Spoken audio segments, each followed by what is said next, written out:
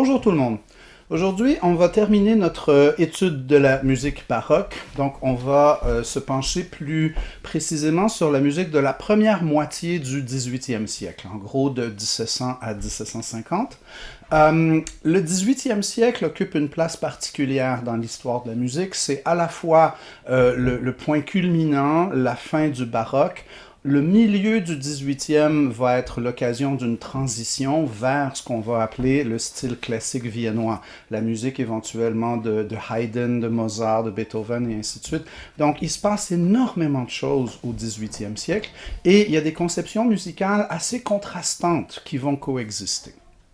Donc, pour revenir à la première moitié du 18e, celle qui nous occupe aujourd'hui, c'est une période dans laquelle il y a deux tendances assez différentes qui vont coexister, parce qu'on voit à la fois l'apogée du baroque et l'apparition de nouveaux courants qui, eux, sont une sorte de prémonition ou d'anticipation du style classique qui va caractériser la deuxième moitié du 18e siècle. D'abord, il faut remarquer que c'est très rare dans l'histoire de la musique, mais dans l'histoire de l'art en général, qu'un courant artistique arrive à son apogée à sa toute fin. Je ne vois pas d'autres exemples de ce cas-là.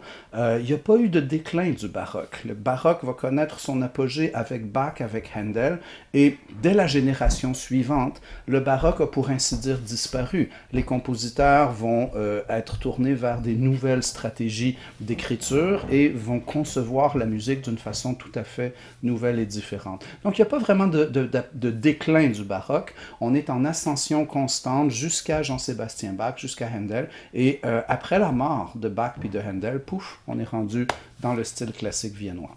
On verra éventuellement, avec les cours sur le style classique viennois, comment cette transition-là va s'effectuer. Mais pour aujourd'hui, contentons-nous de souligner qu'il y a deux courants, deux tendances de fond différentes. Une qui est vraiment dans le prolongement du 17e siècle et l'autre qui est un peu l'annonce des choses à venir. Dans l'annonce des choses à venir, on peut retenir les noms de Domenico Scarlatti, de François Couperin et de Pergolèse. Ce sont trois compositeurs qui, chacun à leur façon, annoncent le style classique, dans le sens où ils vont développer une sensibilité nouvelle, différente, parfois assez contrastée par rapport au style baroque, qui a la réputation d'être parfois lourd, imposant, majestueux, sévère, un peu étouffant, très dense au niveau de la polyphonie. On va voir au 18e siècle un nouveau courant qu'on va appeler le style galant. Le style galant prône une musique qui est plus agréable, qui est plus simple, qui est très dépouillée, qui met beaucoup l'emphase sur la mélodie. Or, si vous connaissez un peu l'histoire de la musique, vous reconnaîtrez que c'est des caractéristiques qu'on va par la suite associer à la musique de Haydn puis de Mozart. Cette insistance sur la mélodie au caractère chantant avec un accompagnement qui est plus dépouillé. Et c'est pas un hasard et c'est pas fortuit parce qu'effectivement, le style galant qui apparaît dans la première moitié du 18e est une forme d'anticipation du style classique qui va se développer dans la deuxième moitié du 18e siècle. Donc ce style galant représente parfaitement cette définition tout à fait typique du 18e siècle qui voyait dans la musique l'art de rendre les sons agréables à l'oreille. Donc c'est ce que cherche à faire le style galant, une musique qui est agréable à l'oreille. Donc on va en opposition avec le style un peu austère de la grande polyphonie très dense du baroque, on va prôner une musique qui est plus légère, qui est plus douce, qui est d'écoute facile, d'écoute agréable, des airs qui sont faciles à reproduire au clavier, qu'on peut apprendre soi-même et ainsi de suite. Donc Couperin va avoir un rôle important à jouer dans la mise en place de ce style galant, qui est un peu parfois l'équivalent musical de ce qu'on a appelé en art visuel le rococo. Donc un art, justement un art d'agrément, un art sociable, un art de joie de vivre, un art qui ne cherche pas à traduire des émotions intenses ou brutales ou ainsi de suite, mais au contraire qui cherche à faire passer un bon moment au spectateur, à l'auditeur et ainsi de suite. Donc le style galant va beaucoup prôner des structures très claires, des structures très symétriques. Le 18e siècle a cette espèce d'obsession pour la clarté, puis pour la logique, puis pour l'ordre, pour la symétrie. Dans les tableaux, on voit très souvent des planchers avec des perspectives en carreaux blancs et noirs, etc. Donc on a un grand souci d'une lisibilité très grande de l'œuvre d'art. On veut que l'œuvre soit facilement décodable, compréhensible, que ses principes formels soient évidents.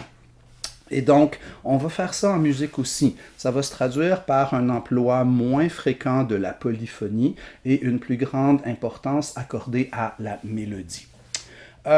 Dans les pièces pour clavecin de Couperin, souvent ce sont des pièces de musique à programme. Ce sont des pièces dont les titres vont être parfois descriptifs.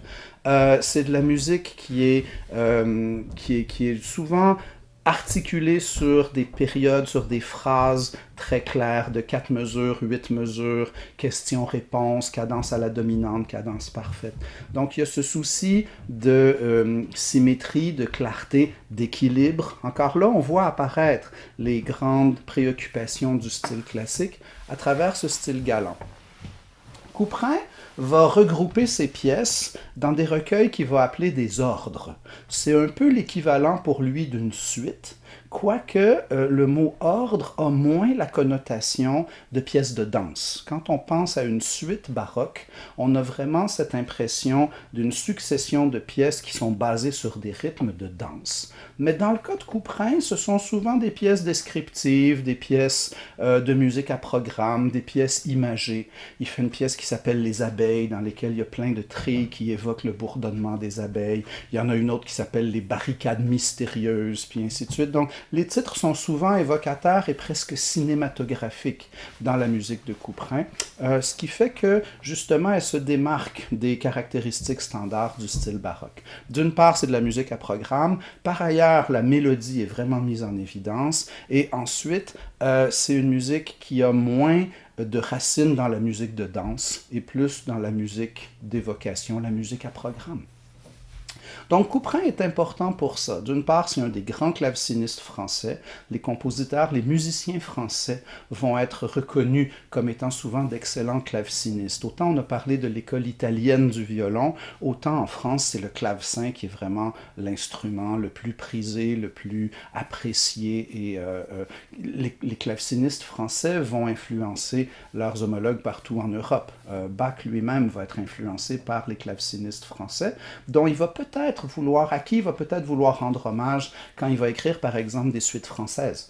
Donc, il y a peut-être une inspiration du jeu de Rameau, de Couperin, des musiciens français qui lui sont contemporains. Donc voilà, Couperin, c'est un de ses compositeurs pré-classiques. Domenico Scarlatti en est un autre. Scarlatti est un compositeur particulier. D'abord, il y a le père et le fils. Okay? Faites attention à l'initiale. Si vous voyez Scarlatti, est-ce que le prénom commence par un A ou par un D? S'il s'agit de A, c'est Antonio le père, qui est resté en Italie toute sa vie et qui a fait énormément d'opéra. Celui dont on va parler aujourd'hui, c'est le fils, Domenico, qui a quitté l'Italie, qui a vécu longtemps en Espagne et qui va écrire beaucoup de musique instrumentale. C'était justement un claveciniste hors pair et il va écrire plusieurs pièces, des dizaines de ces pièces, qu'il a appelées lui-même sonates ou exercices. Et pour lui, c'est intéressant qu'il appelle ça sonate ou exercice parce qu'on voit que la sonate, à ses yeux, est une pièce didactique, est une pièce pédagogique, une pièce pour travailler certains aspects de la technique du clavier. Ce sont des courtes pièces qu'il écrivait pour ses étudiants et donc qui ont pour vocation de développer la technique et le jeu instrumental.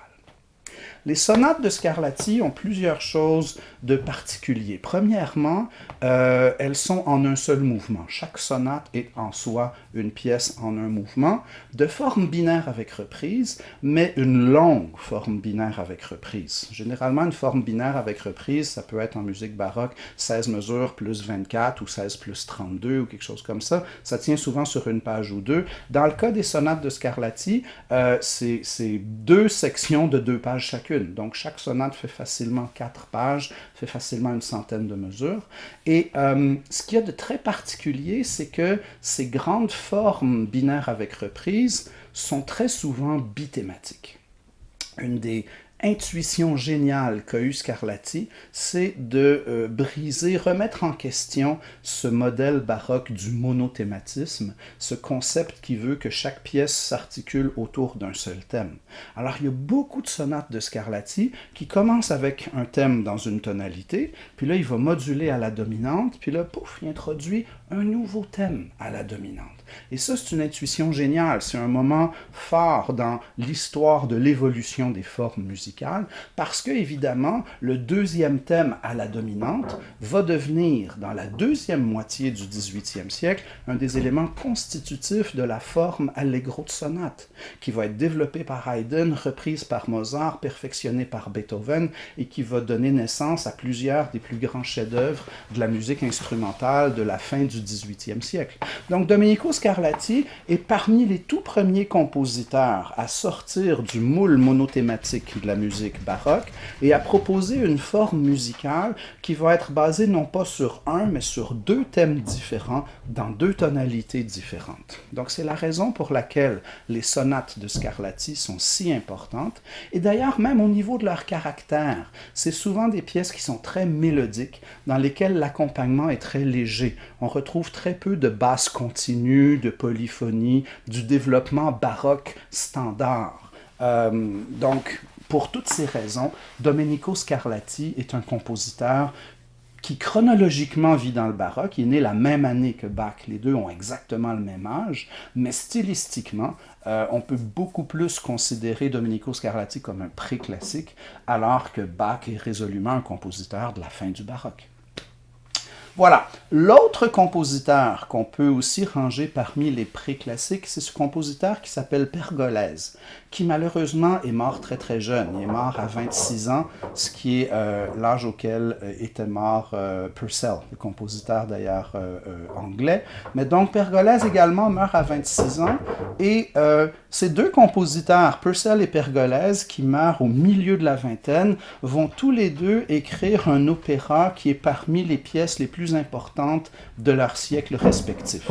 Purcell a écrit Didon et Énée, qui est un des opéras les plus importants du XVIIe siècle, et Pergolèse va écrire La Serva Padrona, la servante maîtresse, qui au départ est une œuvre très très légère, très dépourvue de prétention. C'était au départ un petit entracte, c'était une petite scénette qu'on faisait comme divertissement entre deux actes d'un opéra. Donc entre les deux actes, pendant qu'on changeait les décors, on fermait le rideau et on présentait devant le rideau fermé cette petite scénette d'une vingtaine de minutes qui s'appelle La Serva Padrona. C'est littéralement un entracte. C'est un petit sketch d'une vingtaine de minutes pour 3 voix, 3 personnages dont un rôle muet. Donc c'est vraiment une miniature d'opéra, c'est un petit opéra de poche, et néanmoins la servante maîtresse est amenée à jouer un rôle immense dans l'histoire de la musique parce que sa représentation à Paris dans les années 1750, soit après la mort de Pergolèse, va donner lieu à un grand débat dans la place publique sur le rôle, l'importance, l'esthétique de l'opéra. Donc cette querelle-là, on va lui donner le nom de querelle des bouffons. Vous pouvez lire plein de choses sur la querelle des bouffons. Et l'histoire de la musique accorde une place importante à la querelle des bouffons parce que, surtout que ça intervient dans les années 1750, on y voit un point tournant dans l'histoire et l'appréciation de l'opéra, un moment où on passe d'une esthétique plus baroque vers une esthétique plus classique viennoise. Donc, l'écriture de Pergolèse dans La Servante maîtresse est à mi-chemin entre le baroque et ce qui va être Mozart. On écoute La Servante maîtresse de Pergolèse et il y a une telle mise en évidence de la ligne mélodique, il y a une telle légèreté dans les accompagnements, il y a un caractère tellement chantant, tellement clair, équilibré, symétrique dans la construction des phrases, que au niveau de l'analyse musicale, on a davantage tendance à vouloir rattacher cette pièce-là au style classique qu'au style baroque. Même si chronologiquement, Pergolèse a vécu en même temps que Jean-Sébastien Bach. Comme je dis depuis le début du cours, on a deux courants parallèles dans la première moitié du 18e. Un courant qui est plus pré-classique, qui est en train de mettre en place les nouvelles conceptions musicales qui vont donner naissance à la musique de Haydn puis de Mozart. Et par ailleurs, on va avoir la fin du baroque à proprement parler. Donc voilà, Pergolèse, avec la servante maîtresse, en italien la serva padrona, va être à l'origine de cette querelle des bouffons qui représente un peu le passage du baroque au style classique dans l'opéra. L'instrumentation est baroque, mais il y a une vivacité.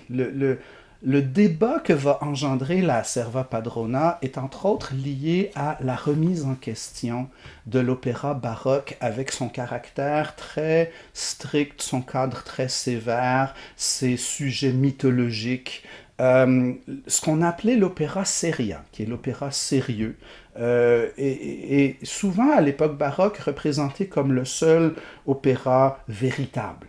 Et il va se développer un deuxième courant qui est l'opéra buffa, qui au départ a moins bonne réputation parce que c'est un opéra qui est plus sensible à la comédie. C'est un opéra, l'opéra buffa, qui va délaisser les sujets mythologiques et qui va souvent mettre en scène des personnages de la vie de tous les jours. Donc, au 18e siècle, ça sous-entend des aristocrates, des bourgeois et des serviteurs. Et c'est un peu une occasion de mettre en scène et peut-être un peu de questionner aussi les liens sociaux qui vont faire interagir tous ces gens-là. Il y a un peu une remise en question, il y a un peu un questionnement de l'autorité. Pourquoi est-ce que les maîtres décident et les serviteurs doivent obéir, par exemple? Donc on ne va pas questionner si ouvertement, mais il y a quand même, quand on sait lire entre les lignes, certaines pièces, certains opéras, certaines œuvres qui tendent à ridiculiser un peu les nobles et les faire mal paraître, les caricaturer. Ce qui fait que des fois, certaines pièces vont être interdites ou censurées, mal reçues et il ne faut pas oublier qu'à la fin du 18e siècle, on va assister à la Révolution française. Il va y avoir des milliers de morts, il y a un pan complet, toute une classe sociale, l'aristocratie va être décimée, les rois vont être décapités, etc. Donc, il va y avoir une révolution extrêmement violente et sanglante à la fin du 18e siècle, dont les signes avant-coureurs se laissent présager tout au long du siècle. Donc, des fois, on va avoir tendance à censurer des pièces, à interdire des pièces, parce que justement l'aristocratie commence à percevoir que les choses pourraient s'envenimer, puis que certaines idées révolutionnaires et républicaines pourraient bouleverser la société. Donc, l'opéra buffa est intéressant d'un point de vue sociologique, dans la mesure où justement il étudie les rapports entre les différentes classes sociales, alors que l'opéra seria était beaucoup plus cantonné dans des sujets mythologiques qui sont au fond plus inoffensifs. L'opéra buffa a mauvaise réputation aussi parce que justement c'est un opéra qui est souvent comique. Donc, on y associe volontiers des coups de bâton, des tartes à la crème, des effets de comédie un peu faciles. Mais il a aussi un rythme qui est particulier, qui est plus vivant, qui est plus rapide. Il y a un nouveau sens du développement de la psychologie des personnages. Ce sont moins des archétypes. Quand on met en scène des légendes mythologiques gréco-romaines, les personnages ne sont pas vraiment des êtres humains, ce sont des archétypes. Mais quand on met en scène un boulanger, puis un poissonnier, puis un menuisier, et un comte, et sa femme de chambre, et ses domestiques, ben, ce sont des vrais êtres humains. Donc l'opéra buffa va donner une nouvelle appréciation de la psychologie et des rapports entre les personnes, et c'est un peu le genre de l'avenir, c'est un peu le genre par lequel l'opéra va se renouveler, et au fond l'opéra buffa est plus préclassique que ne l'était l'opéra seria. L'opéra seria est plus ancré dans ses stéréotypes baroques, et l'opéra buffa, avec sa légèreté, avec sa vivacité, avec son souci pour la psychologie des personnages, avec l'insistance sur les lignes mélodiques, a un caractère qui est plus classique. Voilà, donc Pergolèse est au fond un des instigateurs de cette nouvelle façon de percevoir, de concevoir et d'apprécier l'opéra, qu'on associe à la fois dans un premier temps à l'opéra bouffa et aussi à une certaine forme de sensibilité préclassique. Donc ça, ce sont vos trois grands noms, trois grands précurseurs des choses à venir, trois compositeurs qui chronologiquement appartiennent encore au baroque, mais qui stylistiquement développent des idées, des conceptions musicales qui sont davantage pointées vers la deuxième moitié du 18e et l'arrivée éventuelle du style classique viennois. En France, à part Couperin, il y a une autre figure extrêmement importante qui est celle de Rameau. Rameau, au départ, dans sa jeunesse, incarne une certaine forme de renouveau de l'opéra par rapport à Lully. Lully, c'était la fin du XVIIe, Rameau, c'est l'opéra du XVIIIe. L'orchestre est élargi, il y a davantage d'instruments avant, le langage harmonique est un petit peu différent, et d'ailleurs, Rameau va énormément s'intéresser à cette conception verticale de la musique. Il est l'auteur, au début des années 1720, d'un traité très important qui s'appelle le traité de l'harmonie réduite à ses principes naturels. C'est un des grands ouvrages dans l'histoire de la musicologie, parce que, au fond, c'est peut-être à son époque la plus ambitieuse tentative d'explication de la théorie de l'harmonie tonale fonctionnelle. Ce que dit Rameau là-dedans, au fond, c'est que tout repose sur les harmoniques naturelles, et la deuxième harmonique après l'octave, c'est la quinte, et donc cette relation de quinte, elle est au cœur même de l'harmonie, de la musique, de ce qui fait que la musique est consonante, et de la propension que vont avoir les accords à s'enchaîner les uns vers les autres et se résoudre les uns sur les autres. Évidemment, la quinte est au cœur même du principe de cycle des quintes, et au cœur même de la définition de trois grandes fonctions harmoniques. On a au centre de tout la tonique, on a une fonction qui est une quinte au-dessus de la tonique qui s'appelle la dominante, et on a une fonction qui est en dessous de la tonique, une quinte en dessous, et qui est la sous-dominante. La sous-dominante se trouvant à être la fonction dont la tonique est elle-même la dominante. Donc, si on est en Do, notre dominante c'est Sol, notre sous-dominante c'est Fa, mais Do se trouve à être la dominante de Fa. Donc, toutes les quintes sont des chaînons de relations de dominante à tonique, des relations 5-1 emboîtées les unes dans les autres. Donc, Rameau se sert des harmoniques naturelles, des mathématiques, de ce qu'il appelle la nature, les principes naturels, pour expliquer la théorie du système tonal. Sa théorie est très convaincante, surtout en ce qui a trait au mode majeur, parce que dans les harmoniques naturelles, on a l'octave, on a la quinte, on a la quarte, puis ensuite on a une tierce majeure, puis ensuite on a une tierce mineure. Donc la série des harmoniques naturelles se trouve à épeler une triade majeure assez rapidement. L'harmonie mineure est plus compliquée et plus difficile à réduire à des principes naturels, ne serait-ce que parce que quand on est en mineur, des fois on est en mineur harmonique, des fois en mineur mélodique, des fois en mineur naturel. C'est beaucoup plus difficile de normaliser la musique en mineur puis d'essayer de la justifier avec des principes naturels. Rameau, il a fait une tentative très honnête, mais disons que ses théories fonctionnent mieux pour expliquer le majeur que le mineur. Ceci étant dit, la conséquence des travaux de Rameau va être immense parce que, évidemment, cette conception d'harmonie tonale fonctionnelle, c'est l'avenir. C'est ce vers quoi on va de plus en plus concevoir la musique au XVIIIe siècle. C'est ce qui va sous-tendre les conceptions musicales du style classique viennois de la deuxième moitié du XVIIIe siècle.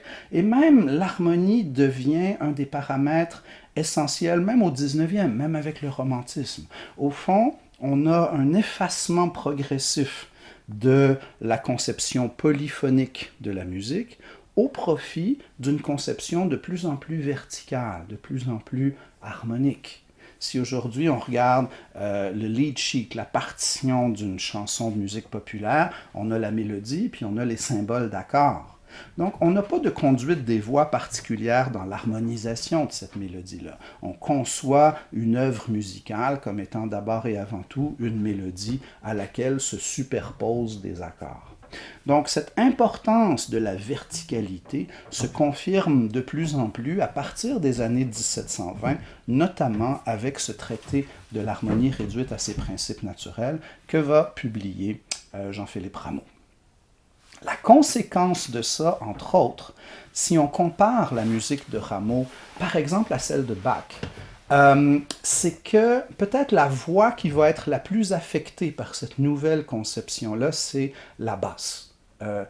Bach va encore écrire des lignes de basse qui sont très mélodiques, avec beaucoup de mouvements conjoints, avec beaucoup de moments où la basse répète ce que vient de faire le soprano en imitation. Donc l'écriture de la ligne de basse chez Bach témoigne à la fois d'un sens de la polyphonie, donc de vouloir faire en sorte que toutes les lignes soient intéressantes, soit chantantes, soit mélodiques, mais aussi une conception imitative, dans le sens où il y a des fragments de thèmes qui vont régulièrement apparaître dans la ligne de basse. Par opposition à ça, les lignes de basse de Rameau font souvent un 4, 1, 1. Okay? La basse est là pour clarifier les fonctions harmoniques. Donc, ça donne quelque chose qui, mélodiquement, est beaucoup moins riche.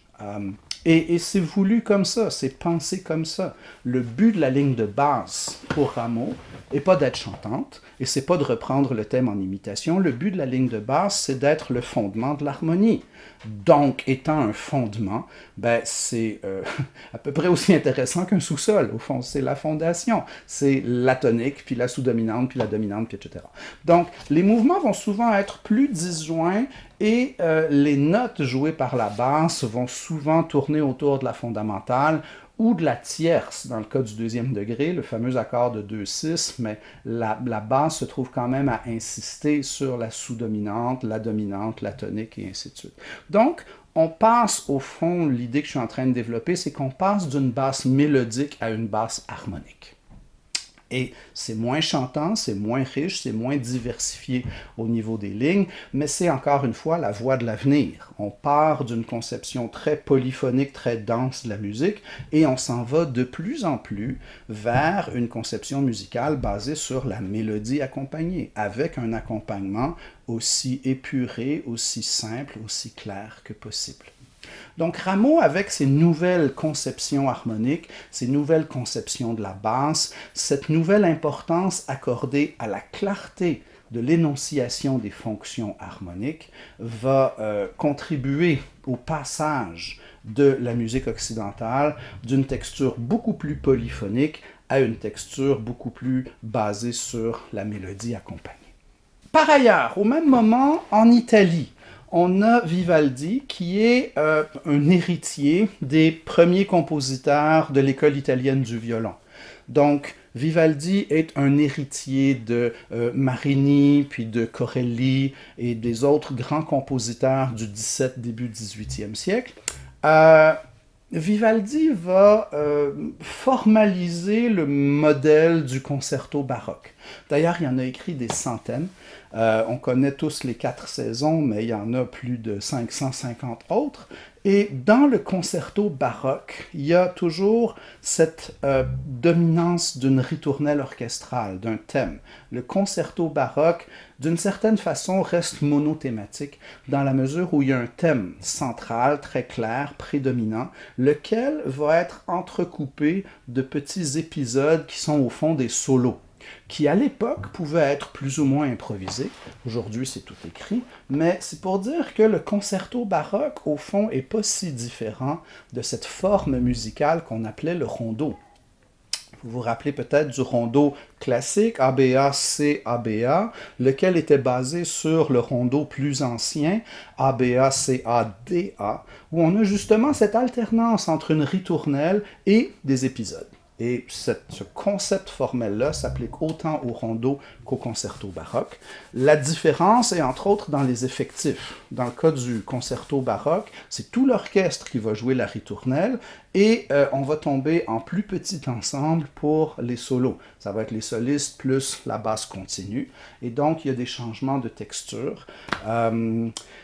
Le concerto baroque aussi, on l'appelle parfois le concerto grosso. Donc le concerto grosso a pour caractéristique de souvent mettre en évidence plus d'un soliste.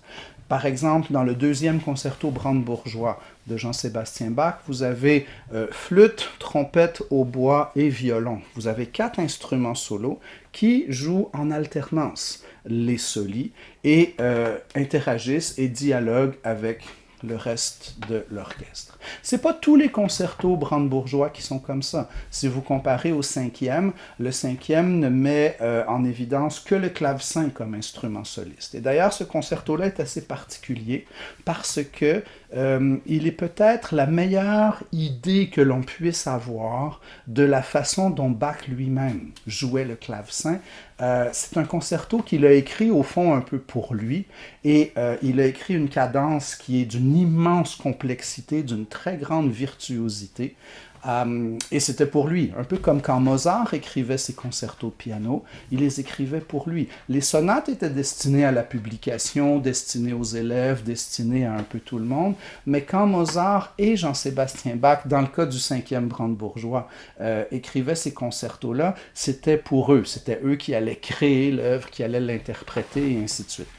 Donc, prenez le temps d'écouter le premier mouvement du cinquième concerto brandebourgeois de Jean-Sébastien Bach et portez l'oreille à cet immense solo de clavecin parce que justement, ça nous donne un peu une idée de comment devaient sonner les concerts au moment où Bach lui-même était maître de concert et interprétait ses propres œuvres au clavecin. Donc, vous voyez, des fois, dans le concerto, il y a plusieurs solistes, des fois, il n'y en a qu'un seul, mais toujours dans le concerto baroque, on a cette alternance de ritournelle orchestrale avec des épisodes qui sont les solos, ce qui donne à l'ensemble un caractère assez fortement thématique. Tout gravite autour d'une ritournelle, donc on peut considérer ces œuvres-là comme essentiellement monothématiques.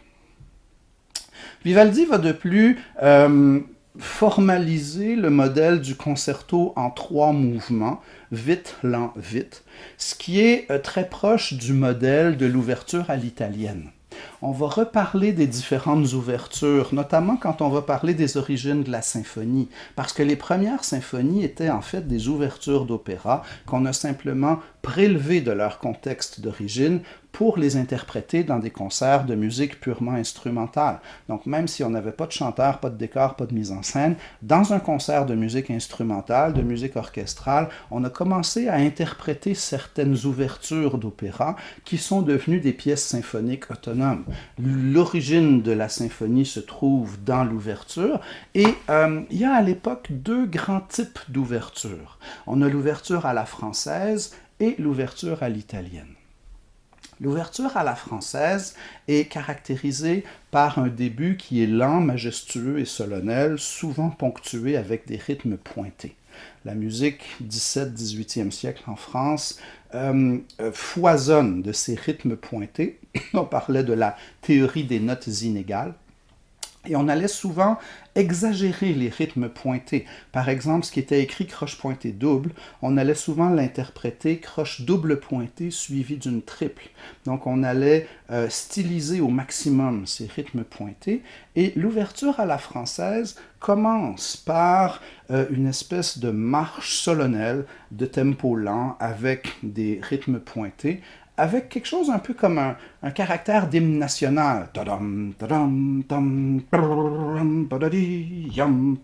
etc. Ça, c'est une atmosphère d'ouverture à la française. Et on va trouver plusieurs œuvres, même à l'époque du classique, qui vont commencer par une introduction grave, solennelle, lourde, avec des rythmes pointés. On peut penser notamment à la grande sonate pathétique de Beethoven, son opus 13, qui commence avec les accords en do mineur, très lourds, très sombres, très dramatiques, et les rythmes pointés. On va éventuellement écouter la 88e symphonie de Haydn, qui commence avec une introduction lente, avec des rythmes pointés.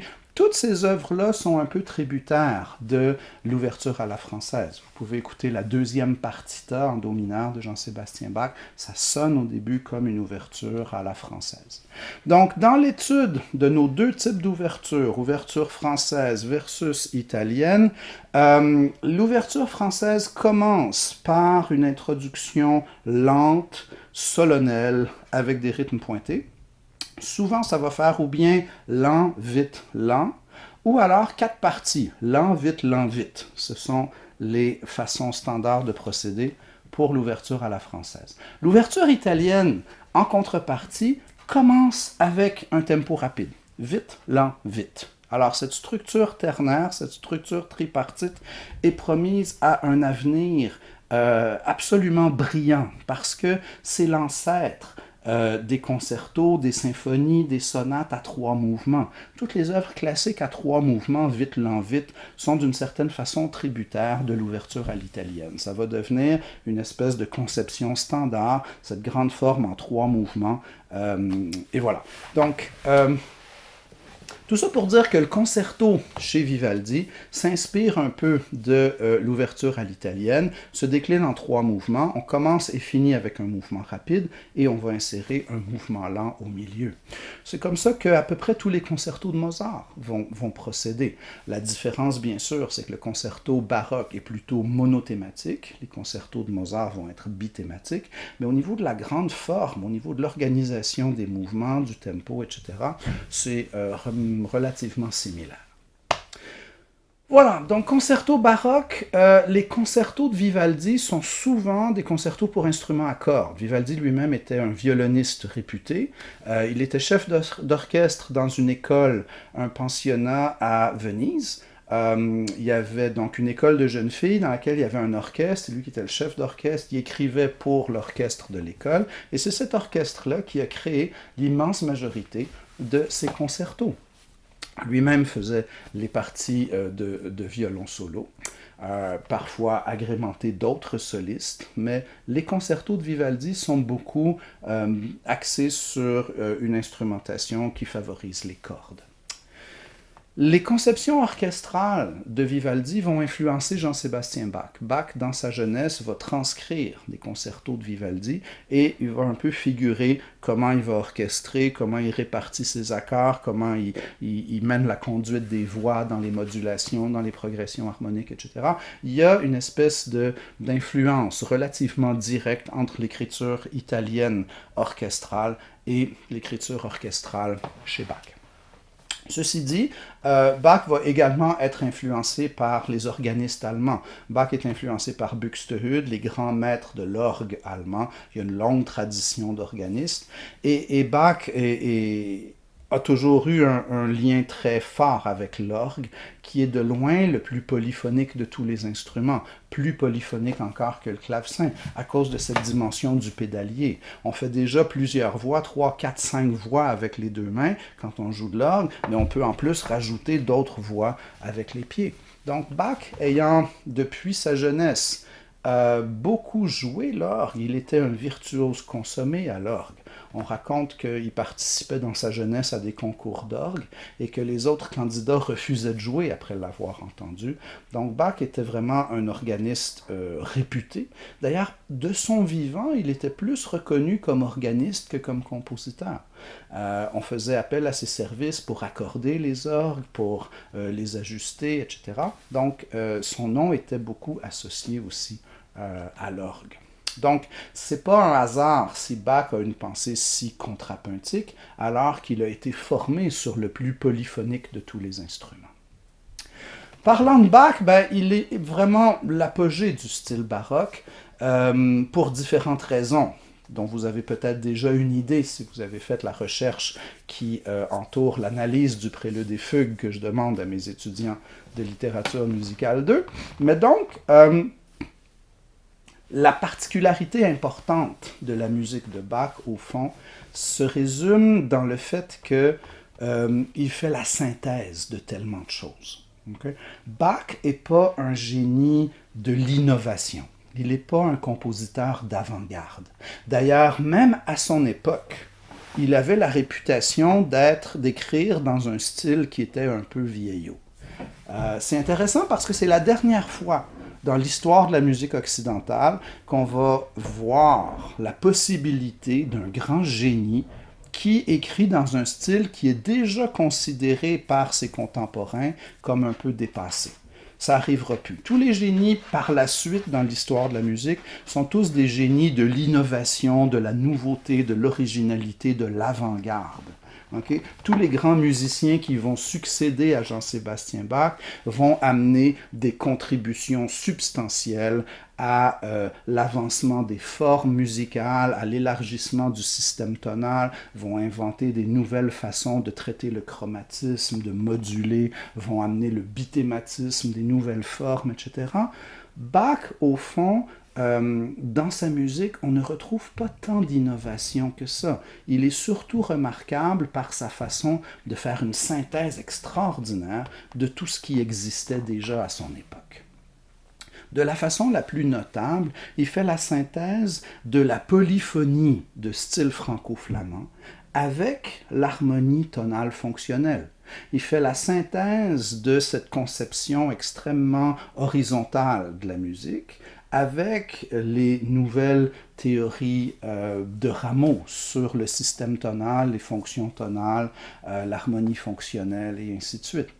Donc, dans la musique de Bach, c'est un peu une espèce de sudoku, une espèce d'immense mot croisé, dans la mesure où chaque note fait à la fois partie d'une ligne horizontale et d'une fonction tonale verticale. Donc, il y a vraiment cette espèce de double fonction, comme chaque lettre dans un mot croisé fait à la fois partie d'un mot horizontal et d'un mot vertical. On retrouve cet entrecroisement perpétuel dans la musique de Bach. Et l'aisance, l'assurance, le naturel avec lequel il va d'une part intégrer ces deux conceptions-là de la musique qui sont radicalement différentes l'une de l'autre, mais également l'aisance avec laquelle il va perpétuellement varier un thème de sorte à ce qu'il est toujours reconnaissable, mais jamais tout à fait pareil. Juste là, il y a quelque chose de prodigieux dans l'imagination et dans la technique de Bach qui semble capable de s'imposer toutes les contraintes d'écriture. Et d'ailleurs, il va le faire notamment dans ses dernières œuvres, l'offrande musicale puis l'art de la fugue.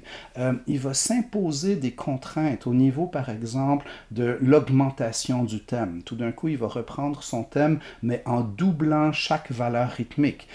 Les noirs deviennent des blanches, les croches deviennent des noirs, et ainsi de suite.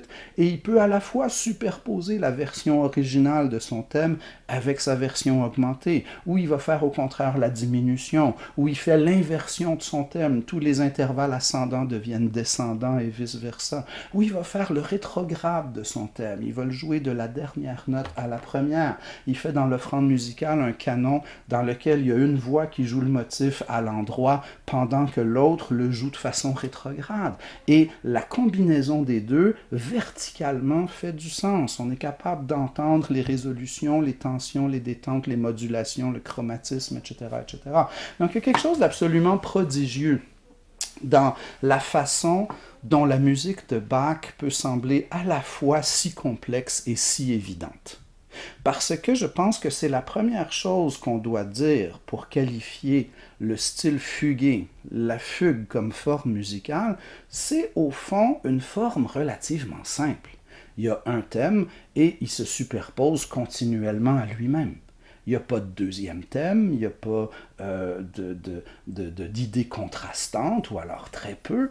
Donc, la forme en soi est très simple. Si on compare une fugue avec un allegro de sonate classique, la fugue, c'est simple. Mais pour faire quelque chose de si simple, il y a une espèce de complexité presque diabolique parce qu'il faut que le thème se superpose continuellement à lui-même en étant verticalement cohérent. Et c'est là que ça devient compliqué. Parce que si vous pensez à quelque chose de très simple, par exemple, chanter Frère Jacques en canon à 4 voix, la pièce est continuellement rendue à 4 moments différents dans son déroulement. Il y a le quart des effectifs qui vont chanter Frère Jacques, pendant que l'autre quart va chanter Dormez-vous, pendant que le troisième quart chante Sonnez les matines, pendant que l'autre gang chante Ding Ding Dong. Donc la pièce est continuellement rendue à 4 moments différents dans son déroulement, et pourtant tout ça est verticalement très cohérent et très logique. C'est relativement faisable avec une mélodie très simple, comme Frère Jacques. Mais les thèmes des fugues de Bach sont quand même pas mal plus compliqués que Frère Jacques. Et quand on cherche à superposer à lui-même un thème de plus en plus complexe, la complexité de la chose augmente de façon presque logarithmique. Comment faire pour avoir un thème plus complexe dont on veut superposer 2 ou 3 imitations, dont une où tous les intervalles sont inversés? On peut tellement facilement sombrer dans la cacophonie la plus totale, et pourtant Bach le fait avec une aisance déconcertante. C'est d'une prodigieuse complexité et c'est en même temps d'une évidence sublime. Donc, c'est ça qui est si particulier avec la musique de Bach. Le personnage lui-même est intéressant parce que, bon, c'est pas un compositeur flamboyant à la Beethoven dont la biographie est riche en rebondissements multiples et en amoureuses secrètes à qui il aurait dédié des œuvres, etc. La biographie de Bach est relativement plate, okay? Mais c'est un personnage fascinant dans la mesure où on retrouve chez lui, comme dans sa musique, un équilibre entre la foi et la raison. Bach était un personnage profondément religieux, pratiquement presque un mystique. Et pour lui, la musique est une fenêtre ouverte sur l'absolu.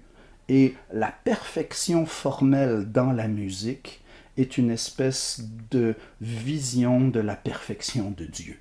Alors, Bach finissait ses œuvres, souvent il signait et il écrivait les lettres SDG, Soli Dei Gloria, à la seule gloire de Dieu. Donc il se voyait lui-même simplement comme une espèce d'accessoire à la révélation de la transcendance divine. Alors, il y a ça chez Bach, ce côté très spirituel, très religieux, très profond, très mystique, en même temps qu'il y a une logique imparable, il y a une logique mathématique, il y a une perfection formelle dans sa musique qui est absolument fascinante. Il va s'imposer toutes sortes de contraintes formelles. Dans les variations Goldberg, il y a 30 variations sur un thème. À toutes les 3 variations, il y a un canon. Et à chaque nouveau canon, il va augmenter d'une seconde l'intervalle d'entrée des voix. Donc le premier canon est à l'unisson, le deuxième canon est à la seconde, le troisième est à la tierce, le quatrième est à la quarte, et ainsi de suite. Simplement de concevoir des canons toujours sur la même progression harmonique dont l'intervalle d'entrée augmente continuellement, c'est en soi un défi remarquable, mais c'est pour vous donner une idée de cette tendance, de cette propension qu'avait Bach à s'imposer des difficultés compositionnelles et de vouloir les résoudre. Donc, dans la résolution du problème, Bach entrevoit une espèce de triomphe de l'esprit créatif humain. Et évidemment, pour lui, ce triomphe de l'esprit créatif humain est un reflet du triomphe de l'esprit de Dieu. Donc, Bach est très très religieux et il va passer l'immense majorité de sa carrière au service d'Église. Il y a une parenthèse, il y a une exception, c'est cette période qu'on appelle la période de Köthen, de 1717 à 1723. Quand Bach travaille à Köthen, il travaille pour un prince qui n'a pas besoin de musique religieuse. Donc ce sont les 6 années pendant lesquelles Bach va écrire à peu près l'essentiel de sa production musicale profane. Le premier livre du clavier bien tempéré, les partitas, les suites pour différents instruments, les concertos brandebourgeois, les ouvertures pour orchestre. Pratiquement toute sa musique profane peut être rattachée à cette période de 6 ans au milieu de sa production musicale. Avant ça, c'était la période de Weimar, dans laquelle il y avait peut-être un peu plus d'œuvres pour orgue. C'était l'époque où il était encore un jeune virtuose à l'orgue. On peut rattacher à cette période de Weimar la fameuse toccate et fugue en ré mineur. Vous avez dans vos écoutes une cantate, BWV 12, je pense. La cantate, au fond, c'est comme un opéra sans la mise en scène, sans la représentation scénique. Et d'ailleurs, Bach n'a jamais fait d'opéra. C'est le seul genre musical qu'il n'ait jamais pratiqué. Bach n'a pas fait d'opéra. Par contre, il a fait des centaines de cantates. Formellement, c'est la même chose. Okay? Dans l'opéra, comme dans la cantate, il y a un orchestre, il y a souvent un chœur, il y a des voix solo, il y a une alternance entre des airs, des récitatifs, des ensembles. Au niveau de la construction, c'est vraiment la même chose. La différence, c'est que dans le cas de l'opéra, il y a une représentation scénique, alors que dans le cas de la cantate, il n'y en a pas. Il n'y a pas de décor, pas de costume, pas de mise en scène, pas de personnage. C'est simplement les interprètes qui jouent la musique. Les cantates de Bach sont souvent sur des sujets religieux. Il y en a quelques-unes qui sont sur des textes profanes. Donc, la cantate n'est pas nécessairement religieuse. C'est un genre hybride, un peu comme les motets. Il y a des motets qui sont plus religieux, d'autres qui sont profanes. C'est la même chose pour la cantate. Mais donc, c'est ça. Dans la première période de Bach, la période de Weimar, jusqu'en 1717, on peut notamment retenir les œuvres pour orgue et plusieurs cantates. Comme je disais, deuxième période, Köthen, c'est pratiquement toute sa musique profane. Et d'ailleurs, c'est là qu'il va écrire le premier livre du clavier bien tempéré, étant parmi les premiers compositeurs donc à écrire dans toutes les tonalités. Ce que va permettre le tempérament égal, c'est justement de moduler dans tous les tons. Avant Bach, c'était très rare qu'on voit de la musique baroque dans laquelle il y ait plus que 3 altérations à la clé. Parce que justement, dans une échelle harmonique, l'instrument est très juste dans la tonalité de départ, et plus on s'éloigne de la tonalité dans laquelle l'instrument a été accordé, plus c'est faux. Donc, dans une échelle harmonique, fa dièse puis sol bémol, c'est pas la même note. Dans une échelle harmonique, 7 octaves puis 12 quintes, c'est pas pareil. Mais on s'est rendu compte qu'en faussant un peu certains intervalles et en divisant l'octave en 12 demi-tons égaux, on a des quintes qui sont pas tout à fait justes, mais l'avantage qu'on a, c'est que le fa dièse et le sol bémol deviennent la même note. Et 12 quintes et 7 octaves deviennent équivalents, et donc on peut jouer dans toutes les tonalités. Et c'est ce que Bach va mettre de l'avant avec son clavier bien tempéré. Il y a 2 livres. Dans chacun des 2 livres, à une vingtaine d'années d'intervalle, il va écrire 24 préludes et fugues. Pourquoi 24? Parce qu'il existe 24 tonalités. Il y a 12 notes différentes sur le clavier, et chacune des 12 notes peut être la tonique d'une tonalité majeure ou d'une tonalité mineure, ce qui laisse une possibilité donc de 24 tonalités différentes. Après avoir quitté Köthen, d'ailleurs Bach va quitter Köthen, c'est curieux, il va quitter Köthen pour aller à Leipzig où il y a un moins bon salaire. Il va volontairement abandonner des conditions de travail plus avantageuses pour retourner écrire de la musique religieuse, parce qu'il ressent cette profonde vocation d'écrire de la musique religieuse. Donc il va devenir Kapellmeister, il va devenir maître de chapelle à Leipzig. Il y a une histoire fameuse selon laquelle le comité de sélection qui a engagé Bach aurait écrit au conseil municipal en disant « On a engagé Jean-Sébastien Bach parce que les meilleurs n'étaient pas disponibles. » Donc évidemment, ça fait sourire aujourd'hui, mais c'est à la fois emblématique du fait que de son propre vivant, Bach était considéré comme un compositeur un petit peu dépassé. Et par ailleurs, c'est intéressant aussi parce que c'est une belle illustration du fait qu'on n'a aucun recul sur la musique du présent. On ne sait pas quel va être le rôle ou la valeur ou l'importance historique de la musique avec laquelle on vit. Et c'est un petit peu normal qu'on ne soit pas toujours capable de reconnaître le génie parce que souvent, les critères du génie vont être élaborés après coup. Donc, on ne peut pas évaluer correctement une musique en fonction de critères qui eux-mêmes n'ont pas encore été définis. Et aujourd'hui, on est capable de vraiment mesurer l'ampleur et la profondeur de la musique de Jean-Sébastien Bach, mais de son vivant, c'était pas si évident. Parce que justement, le courant préclassique était déjà très fort. Il y avait toutes sortes de nouvelles idées en marche. Et la musique de Bach, c'était un peu quelque chose qui était à l'opposé de ces nouvelles conceptions-là. Toute la musique allait vers la mélodie accompagnée, les accompagnements de plus en plus épurés, simplifiés, une musique claire, équilibrée, symétrique, de style de plus en plus classique. Et Bach continuait de prôner une musique très dense, très polyphonique, au caractère majestueux, des fois austère, avec des règles d'écriture très présentes. Donc voilà, de son propre vivant, la musique de Bach n'était pas nécessairement la musique la plus appréciée par ses contemporains et passait déjà pour être un tantinet vieux jeu, si vous voulez. Donc on dit que nul n'est prophète en son pays, et c'est un peu vrai dans le cas de Jean-Sébastien Bach. Il est un compositeur chez qui on reconnaît trois périodes, mais remarquez bien que ces trois périodes-là ne sont pas stylistiquement très différentes une de l'autre. Ce qui change, c'est le type de musique qu'il va produire, dans la mesure où il y a de la musique sacrée au début puis à la fin, puis la musique profane est plus au milieu, mais il ne change pas vraiment son style d'écriture ou sa façon de composer. C'est pas la même chose que chez Beethoven, par exemple. Chez Beethoven, on reconnaît trois périodes, une qui est plus classique, une qui est plus romantique, puis la troisième période qui est vraiment originale et très particulière. Dans le cas de Bach, on ne retrouve pas de changement profond dans la façon d'écrire. Ça sonne toujours comme du Bach, avec peut-être de plus en plus de métiers d'assurance vers la fin de sa vie, mais il n'y a pas de changement si remarquable dans l'écriture musicale elle-même, comparativement à ce qu'on va retrouver chez Beethoven, par exemple.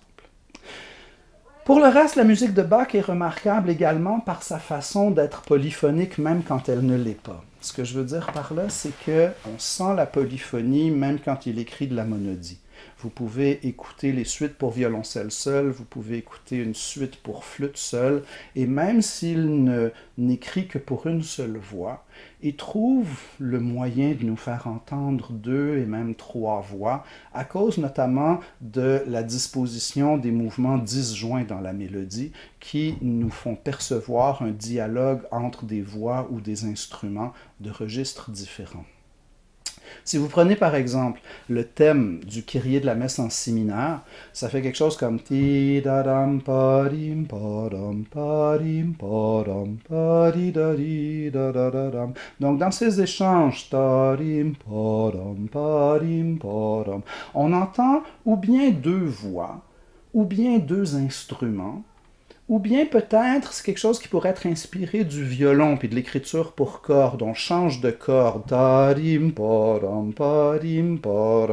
mais dans ce décalage, dans ce saut de registre, on entend un dialogue entre deux, appelons ça deux étages, okay? Que ce soit deux cordes ou deux voix ou deux instruments. L'écriture est monodique, mais on sent clairement une alternance entre deux entités musicales qui sont en train de dialoguer une avec l'autre. Donc la musique de Bach est tellement polyphonique que même quand il écrit de façon monodique, on perçoit quand même la polyphonie. Il est pour le reste extraordinairement inventif dans sa façon de varier un motif unique et représente en quelque sorte cette espèce de triomphe suprême de la conception de la musique qui est basée à la fois sur le monothématisme et sur le style fugué, ou si vous préférez le contrepoint imitatif. Il représente donc l'apogée de cette conception musicale-là, et c'est peut-être pas un hasard si, dès la génération suivante, les propres fils de Bach vont écrire dans un style très différent. On abandonne la polyphonie complexe et on s'oriente de plus en plus vers le bithématisme.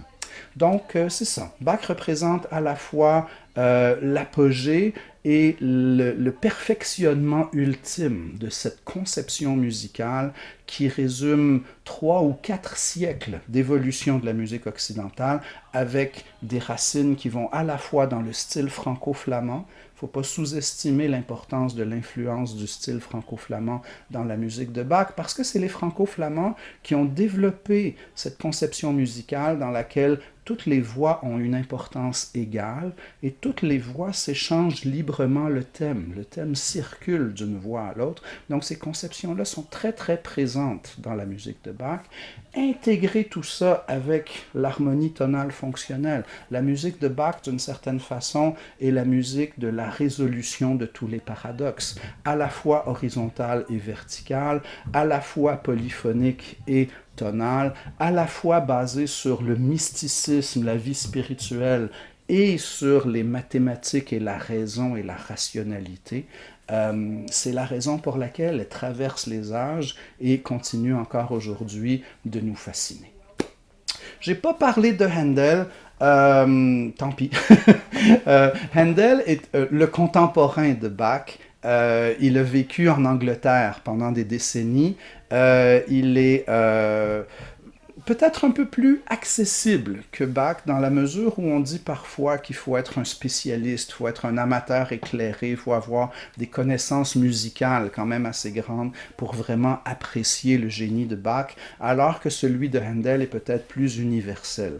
Handel va essayer longtemps d'imposer l'opéra à l'italienne au public anglais avec plus ou moins de succès. Il va triompher avec l'oratorio. L'oratorio, c'est un peu comme un opéra, mais sans représentation scénique, sans mise en scène, sans costume, sans décor, et qui est interprété à l'église sur un sujet religieux, généralement juste avant Noël. Donc, le Messie de Handel est le meilleur exemple de ça.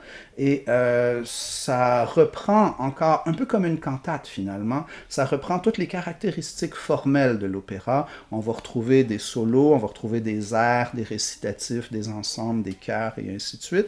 Et Handel, avec Bach, représente justement cette espèce d'aspect très solennel, très formel, très rigoureux, qu'on associe souvent à la musique baroque. Il y a une espèce de noblesse et de grandeur qui encadre l'expression, qui contraste beaucoup avec l'espèce de simplicité mélodique très vive que vont prôner des compositeurs comme Pergolèse, puis le style galant, puis le préclassique, etc. Donc Bach et Handel, c'est vraiment le triomphe du style baroque pur, avec justement son côté imposant, triomphant, noble, aristocrate, majestueux, dense, polyphonique. Les gens à l'époque disaient peut-être parfois un peu lourd, mais c'est sûr que c'est pas dans le même esprit que celui vers lequel va évoluer le style classique, mais ça reste parmi les plus grandes réalisations du génie musical humain. Voilà, donc j'espère que cette présentation vous a plu. Bien sûr, elle est à compléter avec l'écoute des différentes auditions qui sont associées au cours, la lecture du cahier de notes de cours, la lecture aussi des textes dans le guide illustré de Ulrich Michaels. Donc vous avez des pages, des numéros de pages de lecture à faire pour le cours de littérature musicale 2. Donc avec les lectures dans le guide illustré, dans le cahier de notes de cours, l'écoute des pièces musicales, le visionnement des présentes conférences, je crois que vous avez pas mal tout ce qu'il vous faut pour vous préparer adéquatement à l'examen final qui s'en vient très bientôt. Donc écoutez et réécoutez cette conférence parce que un jour vous vous ferez poser des questions là-dessus et j'espère que vous pourrez parler intelligemment de la musique. Voilà, merci tout le monde, portez-vous bien et à très bientôt.